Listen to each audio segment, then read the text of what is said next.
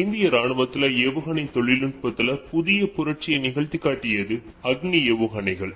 உலகின் மிக குறைந்த நாடுகள் கிட்ட மட்டுமே நீண்ட தூரம் சென்று தாக்கக்கூடிய ஏவுகணைகள், கண்டம் விட்டு கண்டம் தாண்டி சென்று தாக்குதல் நடத்தும் ஏவுகணைகள் இருந்த நிலையில இந்திய ராணுவத்துக்கிட்டையும் அத்தகைய வலிமையான ஆயுதங்கள் உள்ளது என்பதை உலகுக்கு உணர்த்தியது அக்னி வகை ஏவுகணைகள்.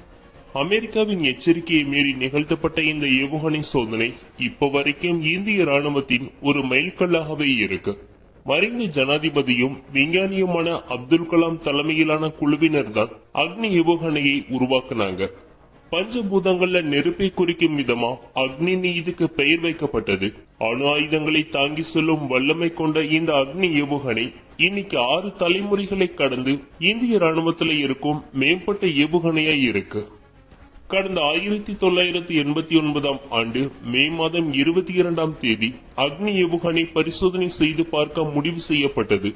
அன்னைக்கு அதிகாலை 3 மணிக்கு அக்னி திட்டத்தின் தலைவர் அப்துல் கலாமை ஹாட்லைன்ல தொடர்பு கொண்ட அப்போதைய பிரதமராக இருந்த ராஜீவ்காந்தியின் அமைச்சரவை செயலாளர் TN சேஷன், அமெரிக்கா அக்னி ஏவுகணை சோதனை செய்வதை நிறுத்த கோரி அழுத்தம் கொடுப்பதாகவும் அதை நிறுத்த முடியுமா என்றும் கேட்டிருக்காரு.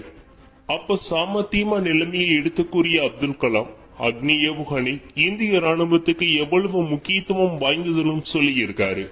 இதையடுத்து TN சேஷன் அக்னி ஏவுகணை சோதனை செய்வதற்கும் ஒப்புக்கொண்டதாகவும் சொல்லப்பட்டிருக்கு.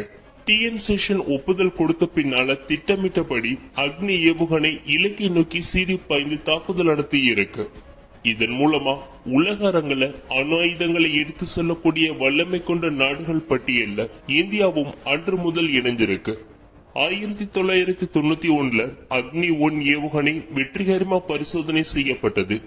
இதன் பின்னால்தான் அக்னி ஏவுகணையின் முக்கியத்துவம் கருதி ராணுவ பட்ஜெட்ல இருந்து நிதி ஒதுக்கீடு செய்யப்பட்டு இது தனி திட்டமா செயல்படுத்தப்பட்டு வருது. அதன்படி அக்னி ஏவுகணை இப்ப வரைக்கும் 6 விதமா வடிவமைக்கப்பட்டு செயல்படுத்தப்பட்டு இருக்கு. இதுல அக்னி 1 என்பது குறைந்த தூர ஏவுகணை, அதாவது குறைஞ்சது 700 கிலோமீட்டர் தூரத்தில் இருந்து 1200 கிலோமீட்டர் தூரம் வரையிலான இலக்குகளை போய் தாக்கி அளிக்கும் திறன் கொண்டது. திட எரிபொருள் இயங்கக்கூடிய இந்த ஏவுகணை 15 மீட்டர் நீளம் கொண்டது. 12,000 கிலோ எடை கொண்ட இந்த ஏவுகணை 1000 கிலோ எடை வரைக்கும் அணு ஆயுதங்கள் அல்லது வெடிப்பொருட்களை தாங்கி செல்லும் திறன் கொண்டது.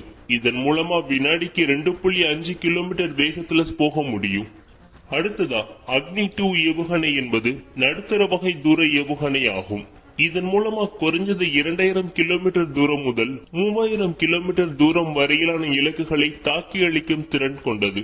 இப்ப பயன்பாட்டிலையும் இருக்கு.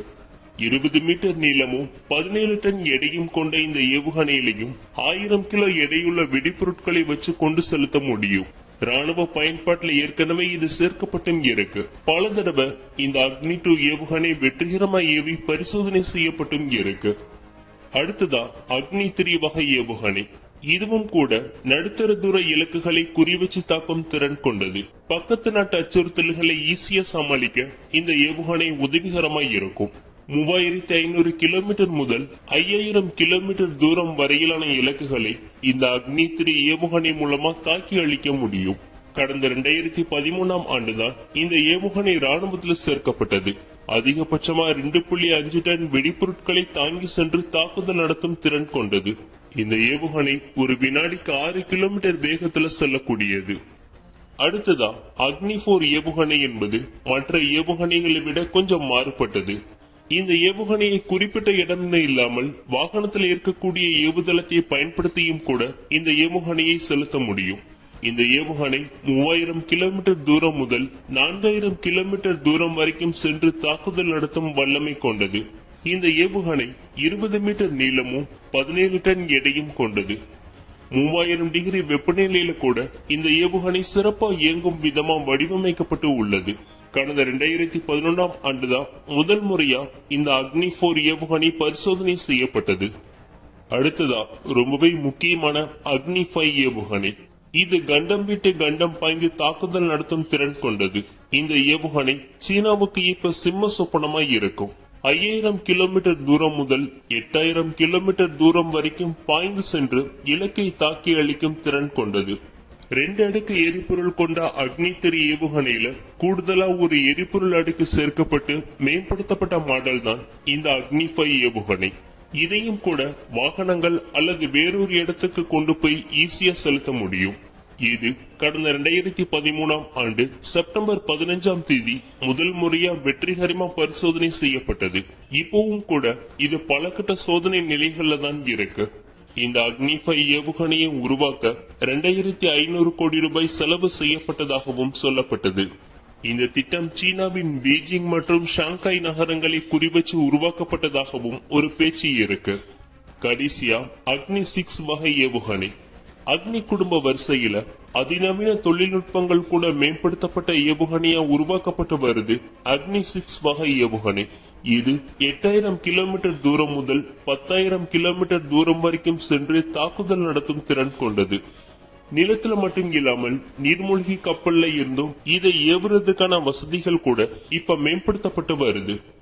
அமெரிக்கா, ரஷ்யா, பிரான்ஸ் மற்றும் சீனா ஆகிய நாடுகள் கிட்ட மட்டுமே கண்டம் விட்டு கண்டம் சென்று தாக்குதல் நடத்தும் ஏவுகணைகள் இருப்பதா பெருமைப்பட்டு கொண்டு வந்த நிலையில தான் அத்தகைய ஆயுதங்களையும் உள்நாட்டிலேயே தயாரிக்கும் திறமை கொண்ட நாடு என்கிற பெருமையும் இந்தியாவுக்கு கிடைச்சிருக்கு.